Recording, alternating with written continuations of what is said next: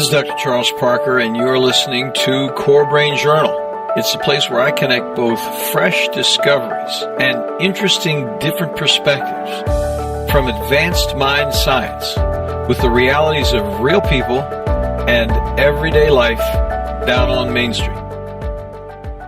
Well, welcome aboard, folks. Dr. Charles Parker here one more time at Core Brain Journal. And we're in kind of a series without even rethinking and pre-thinking the series. We have a series of transformational individuals who are talking about different ways to think about their evolution as human beings and their own personal experience, and then what they're doing about it, and how they can help you rethink where you are, where you're stuck, how you can get unstuck. And we have a wonderful guest today, Shahar from Berlin. Thank you so much for joining us. I appreciate it. Thank you. Thank you for having me. So Ora's going to talk to us. She's originally from Israel. She's living in Berlin now, as I said. And she's going to talk to us about yoga and the transformational experience that she had with yoga in her life. And so what I'm going to do is just do a quick word from our sponsor on the front end, and then we'll do a formal introduction. So Core Brain Journal is supported by Great Plains Laboratory. They are deep international biomedical testing leaders for improved, targeted mind science details at work. As both laboratory and webinar global thought leaders, they provide the most comprehensive set of hard data measurement tools for real biomedical answers beyond the commonplace guesswork. And they also provide, this is interesting, multiple training webinars for both the public and medical providers on how to use their data, any data, effectively in their offices. Check out their website for references and testing details. And take note on this point, they do have a giveaway over there. If you go over there and register, you can register for a complimentary test drawing. There are a variety of tests that are available, organic acid tests, IgG, immunoglobulin G. You have to go over there and see which one is up for this week. And if you go to Great Plains Laboratory with an S, greatplainslaboratory.com/CBJ, Core Brain Journal, that's for CBJ is obviously for Core Brain Journal. That'll take you to where you can register. So let me tell you about So Shahar started suffering from depression in late adolescence, and she also took her first yoga course during her first trip to India at only 18 years old. I'm jealous already. So dealing with depression through yoga is the recurring theme of her adult life. At 23, she again took a plane to India, where she discovered her deep connection to Buddhism, took her first yoga teacher training, and started to seriously practice yoga as well. For the past 4 years, she's taught yoga in the Berlin area while deepening her own practice every day and having a great time raising her beloved dog. She's got a great dog. We can talk about that one later. So tell us about, because there's many facets, just that brief introduction, that are curious. Let's talk a little more about your personal narrative, how you got started, a little more into that and what yoga did for you, and then the transformational experience that subsequently followed. Yeah, so as you mentioned, I started with a really early age. So I always had yoga as something that supported me, and I always had it as some kind of an alternative way of looking at things. In the beginning, when I just started, first of all, I was very young, and also I was not very serious about it. I didn't kind of really appreciate what it really means, and I didn't really devoted myself to it for the first few years. Like, as I said, it was a part of my life. It was some kind of an alternative that was available to me, that was in my consciousness, you can say, but I didn't really devoted myself to it completely until I started to recover from my first serious depression. And I think then when I started to feel a bit better, and I still had a lot of questions about life and who I am and what I want to do with my life, even I felt better. This is where I really found out how important yoga can be for me and how much it can support me beyond what I thought it can. And this is what also brought me to go again to India to make the investigation of time and money to spend some time there and really devote myself for study and for practice, also quite a lot of practice. And yeah, and from there things kind of rolled up that in the last 2 years I also teach quite a lot, and I see how it can also work for other people. So it became from something that I do mostly for myself to something that I also do for other people, and I see how it can transform their life as well. Well, Laura, it's quite interesting that at 18, a lot of individuals are quite innocent at 18. How did you at 18 years old even begin the practice of yoga? Was it in your family? Were there people that you knew? What was that connection that led you, hey, I'm just going to give this a shot? What was the connection? Yeah, so I have a very wonderful sister, and she traveled to India before me for a relative long period of time. And actually, my first trip to India was her, I think, second trip that she kind of took me with her. Like she just wanted to do a little bit of a break from life. And she somehow convinced me and my parents that I will come with her because she thought I would like it. And she was right. She was very right. She also, the same sister that thought that I might like Berlin, and she moved here before me, and she always told me like, yeah, I think you will fit here. And I indeed fit here pretty well. I'm here already for 6 years and counting. Mm-hmm. So I just have a lot of luck. And she was also practicing yoga a little bit, and she also kind of told me like, yeah, maybe you should try it out. So yeah, I guess I was pretty lucky. And I think in Israel, generally speaking, there are quite a lot of young people who visited India. Became kind of part of the culture that after the military service, which is mandatory, everybody has to do that. So it became also almost mandatory to travel the world a little bit after that before you commit yourself for study and family and many things. So I met also other people who visited India, and I met also other people usually older than me that were practicing yoga. So it was not totally something out of the blue. Nowadays, my parents even practice yoga. Many of my friends practice yoga. After many years of being together, I even convinced my husband to try it. So I'm very blessed to have a lot of people around me who are also interested in these kind of things. So break it down for some of us because we haven't had a person on. We've talked about yoga in a global sense with a couple of other interviewees, but I think what would be very helpful would be to just put a little more of a grid work, a lattice work on which we could hang our hats in the different types of yoga. And then we'll talk about how yoga actually can do something for you. And we'll talk about the relationship between yoga and Buddhism. There's so much to talk about, but let's go back and just talk about, for starters, what the different types of yoga are and what the indications are for each of those subsets. Yeah, so that's a very common question. Actually, it's a good question because a lot of people, when they start, even if you just look of like our plan, like a class plan of a studio, you see all the different kinds, and it's very confusing. People find it hard to understand what are these different kinds and what is the best kind for them. Basically, yoga started in India a very, very long time ago. Like I will give a very short history of yoga. I think it's a very good frame to a little bit understand what it is about. So it started mostly as a spiritual tradition, which from the start, at least as far as I understand, was in certain ways, not completely, but in certain ways separated also from religion. Like you have the religion in India and you have the yoga tradition. And it was also an oral tradition. It means that it kind of went from a guru, a teacher, to a disciple, and some disciples became a guru, and then they have their own disciples. And this is how it went for many, many generations. At some point, they started to systemize it, It was not that long ago. It was around maybe 2000 years ago, 1,500 years ago. They were starting to write things down, to systemize it.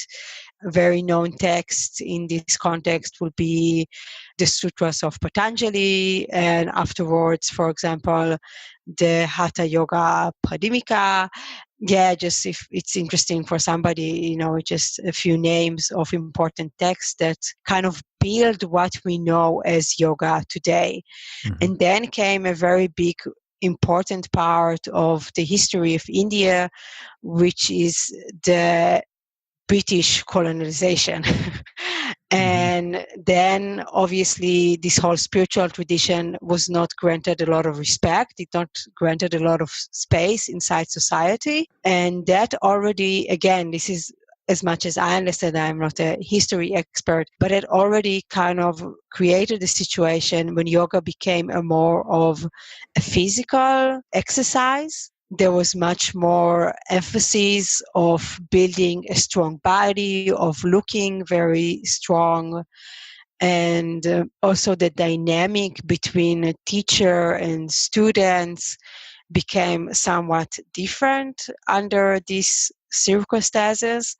And when in more modern time, when India came to the West, this kind of idea of yoga as a physical practice became even stronger, because the teachers were very skillful and they saw what is interesting, what is available, where can they find the students where they are, and they saw that through the physical exercises they can get a good connection and open a door which is very available for Western students. So basically everything that we practice today, it's Hatha Yoga. This is the phase that we are still in the history of yoga, you can say. Mm-hmm. And it just divided to different styles that became existent through different teachers.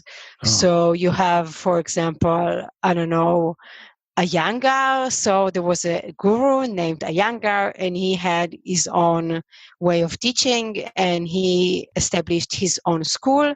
And this kind of style is still practiced today by some students.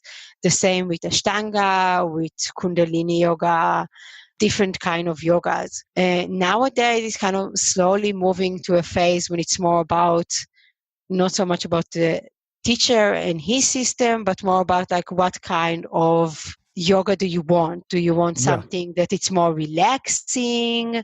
Do you want something that it's more spiritual? Do you want something that helps you to self-explore yourself? Do you want something very physical that you need to sweat a lot? Do you want to practice in a very, very hot room?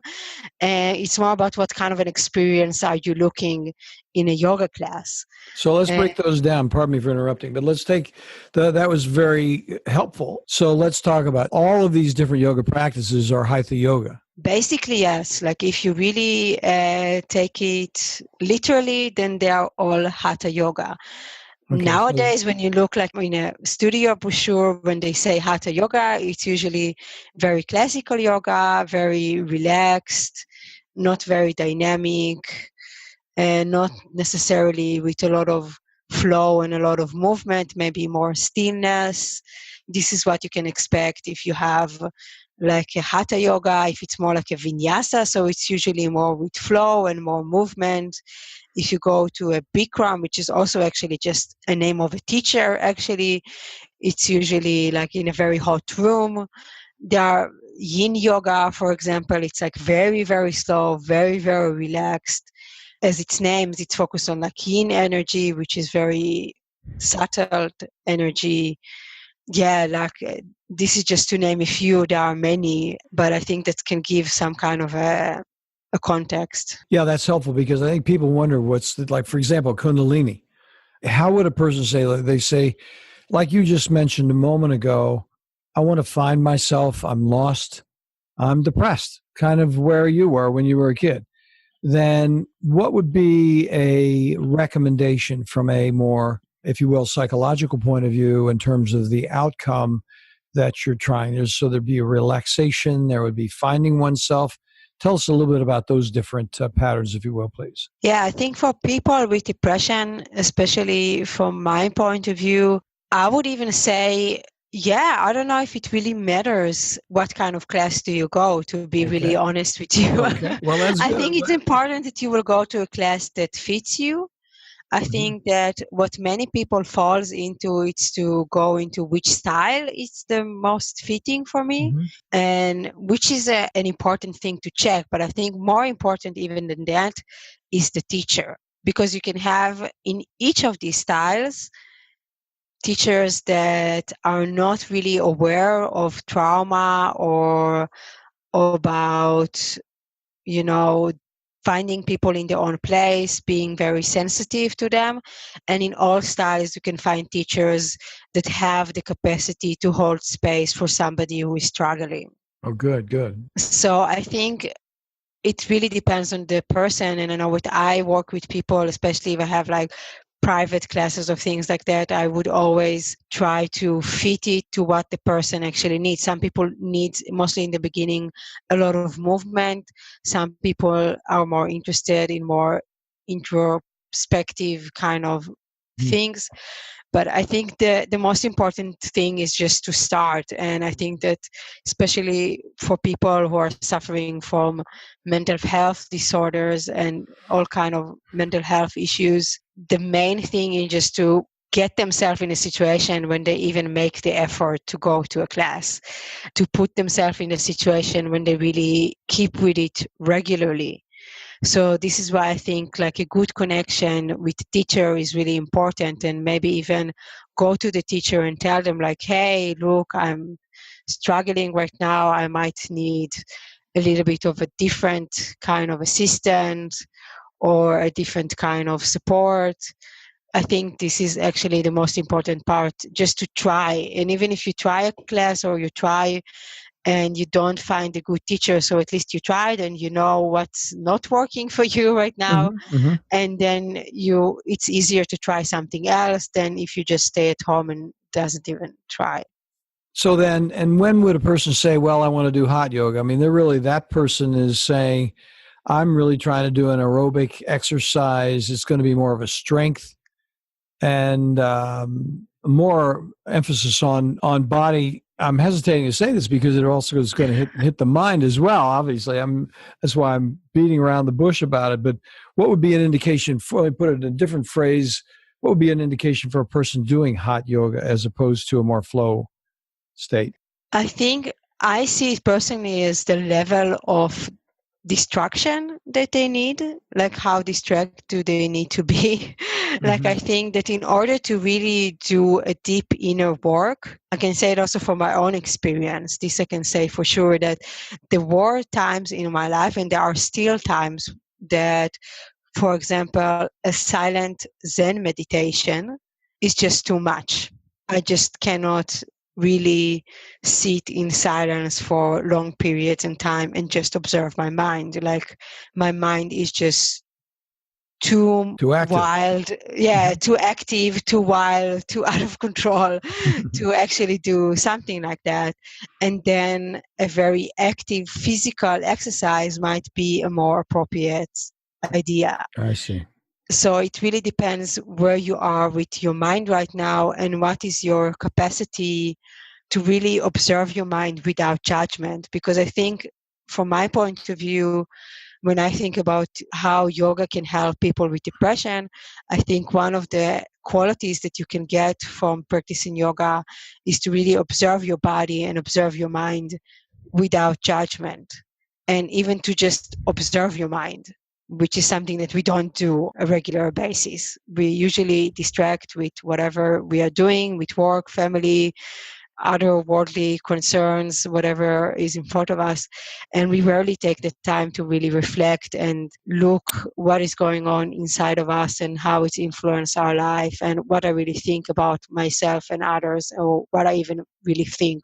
So these also have different degrees of how much you are capable of dealing with this. And I advise people to just be really, really honest with themselves about where they are right now, and just take it slowly and carefully, and just start with something that it's fitting to where they are at the moment, and not to think like I need to do a lot of meditation, but I cannot, so there is something wrong with me. I just do whatever I can do, and I aspire to do more meditation in the future. And this might or might not happen, and that's okay. Yeah. So yoga in that situation would be, in a way, two things. It would be the practice itself, but if a person had a certain measure of, I can't settle myself, I'm looking for myself, I can't find myself, to maybe get into meditation at some future time. It is a form of meditation that has some activity with it that would then be a transition for a person who's going to do a straight sitting meditation if they wanted to go in that direction. But they can also find themselves in the practice of yoga thinking about, they actually have a certain mindfulness in the process of yoga with focus. Yeah, definitely. Mindfulness is a big, important part of yoga that unfortunately sometimes get a bit lost. Meditation also, from our point of view, it's a part of yoga. It's one of the many tools that we have beyond just the physical exercise, like I said. And right now we are in a point when yoga is usually associated with only physical exercise, but actually it has many different other parts that mostly for people with depression can be really helpful.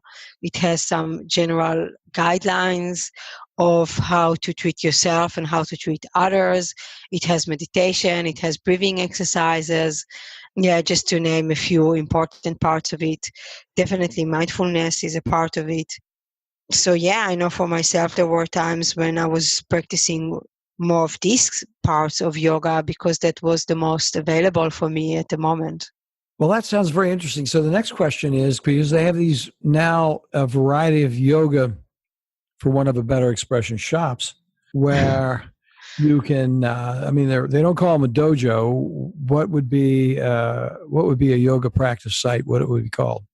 Studio, basic. Usually. Yeah, basic. Yeah. Or So, yoga school, it depends. Yeah. so I know they have the one with the mechanical stretching devices. Now, is that yoga when you're in the machine, and Um, does that count as yoga or is it not? yeah, I guess it can be. I don't know. I think it can count. It depends. I don't know exactly what you mean. There are Pilates Yeah, that's what I was machines. talking about. Yeah. Yeah, so that, from my point of view, Pilates, it's different than yoga. Okay. It has a different origin. It's a different school. They might look the same, but at the core they are different. And I think that every Pilates practitioner would also say that. There is also a certain stream inside yoga, mostly people who follows the Iyengar tradition, that they also use a lot of props. We Mm-hmm. don't call it machines, but we call it more props. And that's definitely a style of yoga. But again, it's a very, very physical exercise. It's Mm-hmm. a lot about precision. Like you use these props in order to get the position to the most precise point that you can have. For some people, it works very, very well. For some people, it works less. I know that for me, it didn't work very well, and I don't like to use props that much. In some, I do use them, but it's not like my main practice. I don't use it for everything. I use it maybe once a class or sometimes not at all. But yeah, you can call this yoga. I think it mostly depends what is your intention behind Mm-hmm. it and Yeah. with what kind of mindset are you doing this practice. This is what really will count as yoga. It's not about the style. As I said, in all styles you can find teachers that can really convey the very deep core meaning of yoga, and in all styles you can find teachers that don't have a lot of experience. Mm-hmm. And unfortunately, it's not uncommon that they are still not able to really help you and support you and really convey the deep meaning of it. And even just to hold space for somebody who is struggling right now. like a lot of yoga teachers that are just very, very young, or as I said, not very experienced. They come to teaching yoga after practicing themselves for maybe 1 or 2 years. So I think it depends, as I said, mostly on the teacher than on the style or the studio. Yeah, that makes a lot of sense. Now, when I'm going to come back, we're going to take a little break here. And I do have this other question, which I alluded to in the beginning, which I'm looking forward to your response on. You've touched on it a little bit. And as we go further along, I'd like to have you help us understand the interface between Buddhism and yoga. One of the things that I did a lot of reading in Buddhism for many years, and spent a lot of time, like Autobiography of Yoga, which was, Paramahansa Yogananda. And yet I always thought the book was about meditation, not about yoga, which was interesting. Or I guess that was the Autobiography of Yogi, probably. Today, the world of mind science, psychiatry, and mental health is rapidly changing. When we come back, we're going to talk about the comprehensive interface testing between Buddhism that takes both patients and practitioners yogaism into a new world of measured details. And we'll see, folks. We'll be back in just a moment. We'll get some answers for those questions. The key phrase here is today, the world of mind science, psychiatry, and mental health is rapidly changing with innovative, comprehensive testing that takes both patients and especially after multiple medications, into a new world and our measured details arises directly understandable and remarkably actionable brain, the key phrase here imbalances and impediments that explicitly testing also introduces a key parallel medical outcomes and create psychiatric treatment failure, especially after multiple medications, adequately and our informed hospitalization, supplement and medication trials complexity over time of measurable brain provides a leadership team of biomedical experts that advanced laboratory insights with a medical outcomes by the FDA costly and clear laboratory certifications and is available internationally for both public medication and medical professions over time. Great Plains Laboratories provides a leadership team of biomedical experts for years with advanced laboratory insights, service, approved nationally by the FDA medical and clear laboratory certifications. They get it every time. And is available internationally for both exemplary training and medical professions, which are webinars and conferences. The primary laboratory and practice perspective for years, wherever you excellent customer service. Do follow up on one of these complimentary test offers today or on the spot. They get it every time. Great Plains, they provide exemplary training modules which are webinars and conferences in an effort to broaden practice perspectives wherever you live. Do follow up on one of these complimentary test offers today at http://greatplainslaboratory.com/CBJ. Yeah, that's Core Brain Journal CBJ. Well, here we are back again, and I don't want to disparage at all the practice of yoga. It's sort of like I'm not on the inside, so I can't really joke about anything I don't know. It's one of those things. But I just heard myself saying Buddhism and yoga, and I started thinking of the practice has a certain measure of a spiritual practice. And Buddhism, of course, is a spiritual practice, but I can imagine that the spiritual practice of Buddhism is really it's meditative, just as yoga is. So could you tell us a little more about that, and what your perception is of those differences and similarities? Yeah, I would be happy to. I think what I always say in this connection, I have to give a very, very short history lesson again, because I think that's kind of put things in a good proportion. So basically, Buddha, as you probably know if you said that you read a lot about Buddhism, he was raised as a Hindu. The same, I think it's kind of comparable the same way that Jesus was a Jew. Mm-hmm. So, you can say that Buddha was a Hindu, and you can even say that he was a yogi, because at some point he left the palace and started to practice different kind of yoga practices that were available at the time. It was mostly very esoteric practices. It was it was a little bit before our time and how we know yoga today. But basically, he was also a yogi, and at some point he kind of just left this world and found a way of his own. And at some point he even started to teach, and mostly way after he died, similarly to Jesus, again, maybe comparable, this whole kind of religion and this whole kind of gigantic philosophical, religious, spiritual school came out of it. So in many ways, the philosophy is different. There are some core principles in the philosophy of Buddhism, which are significantly different than the philosophy of yoga.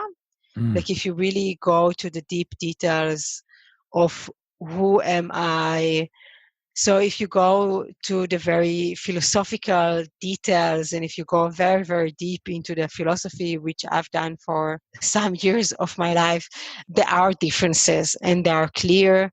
And I don't want to talk too deeply about this now because it's a bit complicated.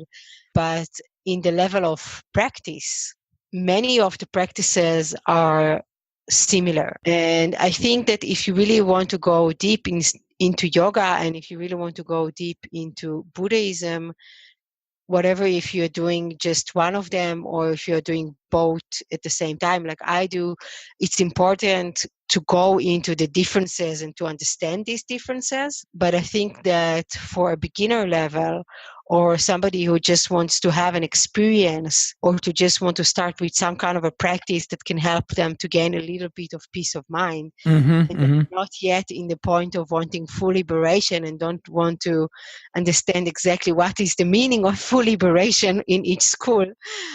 So I think the practices are largely similar, and the similarities are bigger than the differences. And as I said before, also meditation is a very important part of yoga. It's not maybe the most popular part of yoga right now at the Western world, but it's nevertheless a very important part of yoga, mostly from the traditional point of view. All of the other practices that we do, the breathing exercise and the physical exercises, even the moral exercises that you are given, these are just kind of stepping stones in order to be able to do meditation in a more practical and in a more successful, so to say, spiritually successful way. They are kind of preparatory entry-level practices. Like there is one way to see it. And I don't think that one is better or the other is not so good. One is for beginner and one is for advanced, but they are all kind of dependent on each other. You kind of have to do them all in one way or another in different phases of your life, in different doses maybe. So are there really, as you were saying this, I was thinking about my limited superficial understanding of the two practices, but I was thinking, you said a very key word there. First of all, there are two concepts, and correct me if I'm wrong. Both of them have a certain structure in which you are really going out of your daily world to be more internal in your experience with yourself and your own self-evolution. So there's a structural leaving of everyday reality into the internal reality of who you are as a person. And that would be one thing that's probably true for both. But you said another thing that I thought, and I would like you to elaborate on if you would, and it didn't occur to me previously, having read so much, but I think the concept of morality. I wasn't really thinking about the moral philosophy and the relationship so much with others, but I think that's really one of the things that differentiates Buddhism from yoga. Although there's an implicit oneness with yoga, the oneness with Buddhism is more explicit and more with a higher degree of more profound awareness of one's relationship with the order of humanity. Is that true or not? I can see why you think like that. But you're going to disagree with me.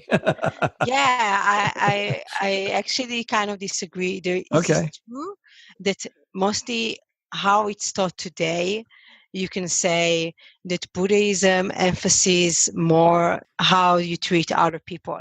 And you can say that the yoga practice doesn't emphasize it as much. And I think maybe even if you go to the text, you can even say, even in the classical yoga or in the more classical Buddhism, that might be true. But I wouldn't say that this is not part of yoga. Actually, when you go, for example, for the 8 limbs of Patanjali, Patanjali, it's a person or a group of people, we are not quite sure, who wrote this really important text that basically everything we know as yoga today is based on this text. And the first exercise he gives you, it's how to treat other people. There are only 5 rules, but they are very important rules. And this is your entry point. And it is very clear that if you don't have these basics, then it will be very hard to do the rest of the practices. I personally see it, for example, and I saw it in my life many times, many practitioners that they say, yeah, this is kind of like not that important, or, they don't put that much emphasis on it, or they don't take it seriously enough. And then you see that their practice doesn't have roots. It's like trying to build a really, really gigantic skyscraper without building infrastructure. It's like a very, very big tree that have very weak roots. Oh, let me interrupt you for just a second, because I want you to, because we're tracking with you, and I want to get that word that you said, the particular subsection of the practice and the particular writings of. You said it, and I didn't quite understand it. How these moral practices are called, you mean? Yeah, on the yoga side, the writing on the yoga side that deals with these 5 elements. Yeah, so this calls yama. And then the second step is niyama. It's how to treat yourself. And I wrote about it in my blog. I wrote also a little bit about it in my ebook. There are many teachers who talk about it and write about it. This is definitely something that you can search for. Every good book about the 8 limbs of yoga by Patanjali or some kind of interpretation of it will talk about the yama and niyama. Again, every good yoga teacher that you come to him and ask him about it should be able to explain you what it is about. So, yeah, as I said, it's not very popular. It's not the most sexy part of yoga, one must admit. It's not the most photogenic part of yoga. Yeah. It doesn't look very interesting on Instagram. So, yeah, it's kind of get left, and a lot of people don't focus on it too much and don't talk about it too much. But you see it farther on. And I saw it, unfortunately, too many times, that if you don't have these basics, if you don't hold on to these very basics, and they're also not that different. Like in my online program, I do this whole lecture about comparing the yama and niyamas with the 10 virtues and non-virtues of the Buddhist tradition, with the 10 commandments from Judaism that are often used also in Christianity. And I have to tell you, there are, again, more similarities than differences. There are differences, there are important differences, but there are still less than the similarities. So I think it's safe to say that any kind of spiritual way that you want to go on, you have to have this kind of basic ethics that kind of just keeps you safe and keep your practice stable. This is going to be so interesting, folks. I'm going to tell you, listeners, that in the guest preparation, Or sent me a couple of articles, which are probably right along the lines, and maybe she could comment on. One is, and these are from her website, freedomyoga.info. And one is, stay with it, but don't build a camp there, which I think is pretty interesting, which sounds very much like a Buddhist thought. And then the other article is The Chickens Lady, which I have no idea what that is. But I'd like you to comment on, because they probably are going to pull together some of these concepts of what we're talking about. Yeah, basically there I go again. I gave this as an examples of situations where I dealt with my own struggles with depressions, and you can say different ways of how I dealt with it, or maybe how yoga helped me to deal with it.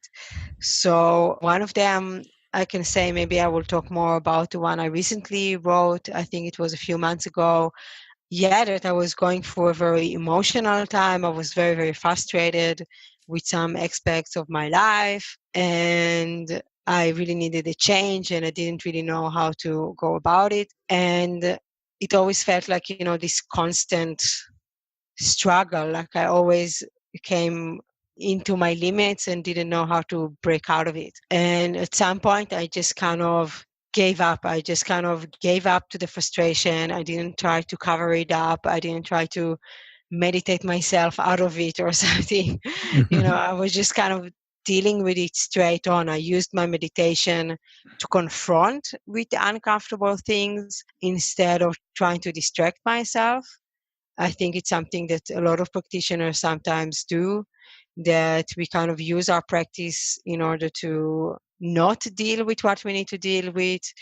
And I decided to use my practice to really go full on with all of the frustration that I had. But at the same time, I also had the wisdom and the experience in meditation and in my practice to know not to go too deep into it, to observe it, but without judgment, without feeling sorry for myself, and not to, like the example that I give, like I stayed there, but I didn't build a camp there. I didn't decide that now this is me and this is how I always, and, I didn't define myself through these very hard negative emotions. I accepted them. I experienced them fully, and I let them go. And at the time, that was a good example of a time when, for example, a Zen meditation, this is something that I do practice regularly, I had to stop doing for some time. And I really came back to my more physical yoga practice, because that enabled me at the time to let go and to just be with this emotion and let them come, and then just let them also go as they naturally do. Because what we usually do is we kind of hang on to them, we build a whole story around them, we identify very strongly, mostly with like very strong negative emotions, and then they stay.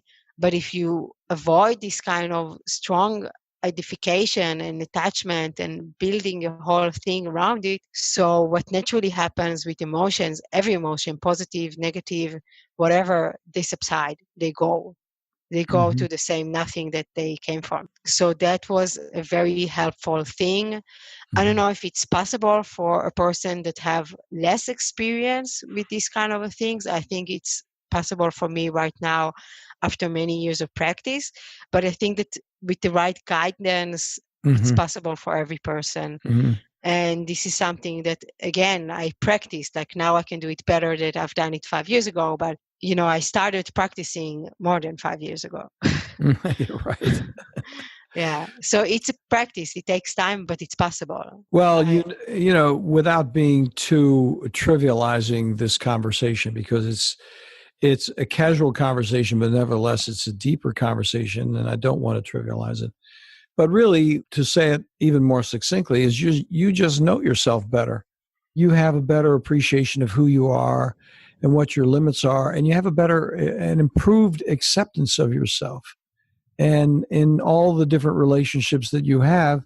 And somewhere in that meditative practice, you were able to let go of the emotional and cognitive preoccupations that were tied up with whatever frustrations were there. You just were saying, this is not as important as my practice and my life and my experience on this earth. It just isn't that important, and you could actually let go of it more. Yeah, I think that sums up very well what a regular yoga and meditation practice can do for a person. Whatever, if they are suffering from mental health issues or not, I think this is definitely the main benefit you can get from it. And I know that from the other side, let's say it like that, like as a teacher, I cannot promise you that I can heal you from depression. I am actually pretty sure that I personally cannot. Yeah, right. Yeah, like with all honesty, I don't want to promise it to anybody. And I am not in a point in my life as a teacher right now that I can promise it for somebody. And I'm awarely avoiding doing that. I think it depends of what your situation is and how deep is your depression, how hard is your mental state. But I think that yoga can definitely help you deal with it better. I think, and I know again from my own experience, that it cannot be like the sole therapy that you take, because it's not a therapy. Like you can do an Ayurvedic therapy, you can do a Chinese medicine therapy, you can do a Western medicine therapy. There are different kind of therapies, but yoga, at least the way I teach it, I don't teach it as a yoga therapy. I don't even use this word. And there are also debates in the yoga world if you can even use this word and whatever it even means.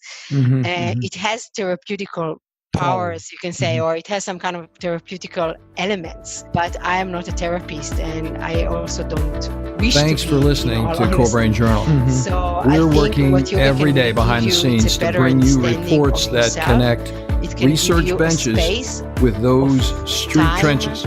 And here we share the complexity of mind science because, as you know, details really do matter. One of the most pervasive, misunderstood challenges is how commonplace medications, like those written for ADHD, are used so regularly without clear guidelines. If you think you'd like more specifics, take a minute to download my 2-page PDF packed with video links and references on the absolute essentials of how to start ADHD medications. They're easily available at corebrainjournal.com/start. Thanks for listening. Do connect and stay tuned. Together we can make a difference.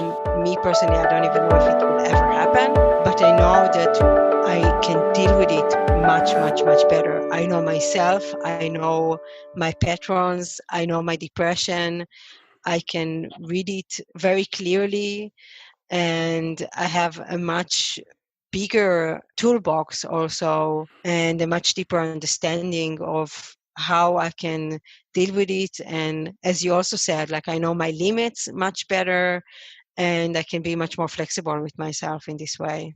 Well, or you also have a certain abiding sense of humor in the way you write. You know, you can see that you are putting things in perspective in a more constructive way, even with this last website, which we're going to have to wind up. But mentioning, I just get a kick out of it. Listeners, she has a website called upwardfacingdog.com, which I think has an element of humor. Now, I don't know enough about yoga. I know downward facing dog, but I think upward facing dog has a very positive and somewhat humorous, encouraging overview there. Yeah, upward facing dog is actually also a posture in yoga. Is? Okay. It's kind of the opposite of downward facing. And I just thought it's more original, and it's also maybe a bit more positive because it has like this kind of movement more upwards. And I think for me personally, this is really like learning to deal with depression better. Like you still feel a little bit, you know, like a dog in a way, but it's upward facing, you know, and you at least you try. It's a pretty hard posture, actually. I can imagine. I don't even want to think about it because I know downward facing dog, and I can't even think about getting myself into that remote position, even though I don't know what it is. So listen, Or Shahar, thank you so much for coming on board here. We really appreciate it. It's been a very interesting conversation. All the way from Berlin, we really appreciate you taking the time. It's probably sometime dark at night over there. And your energy is great for being as late as it is over here. It's 5 p.m. over here. What time is it over there? Now it's almost 11 o'clock. Yeah. You're up late at night. We really appreciate you taking the time. Yeah, no problem. My pleasure. Thank you. So where would you want people to visit with you, or if you were to send them to the website that you wanted to go to? Yeah, it depends a bit what they're interested in. If they're interested in deepening their yoga practice and all the things we talked about, like what is yoga beyond physical exercise. So their website for that will be freedomyoga.info. And I have a new website, as you mentioned, upwardfacingdog.com, which it's specifically for people with depression. So there I offer more specific things that can help people with depression. And as I said, it's still pretty new, but definitely you can find a lot of information there. I think the best thing to do actually is just to write me an email. It's one of my favorite things, just to write emails there and back with people who are interested in yoga. And there we can just find out from there how we can work together. So I think that was until now the best experiences I had, actually. Just contact me directly and we can see how we can start. So her email is going to be available there on her website, I'm sure. We're not going to announce it so that she's got all the trash mail coming in. Yeah. But I think if you want to send a note to her, go to either one of those websites. I'm sure you can find her there. And Ora, thanks again so much for taking the time. And you've got great energy for 11 o'clock over there in Berlin. We really appreciate it. And it's been very, very interesting because you've shed some important light on different ways. I think what you've really done for me personally is to say, hey, let's get away from what you might call places and things, and let's stay with the big picture. And I think that's been very helpful, and you put a lot of it in perspective for all of us. And for that, I want to thank you very much. Yeah, thank you. I'm happy that I can shed some light on some things. That's always a positive thing to do. Well, if you have anything else you want to talk about at some future time, don't hesitate to get hold of Tiffany, and we'll do another meeting. I really appreciate you taking the time. Thank you. Thank you. Thanks for listening to Core Brain Journal.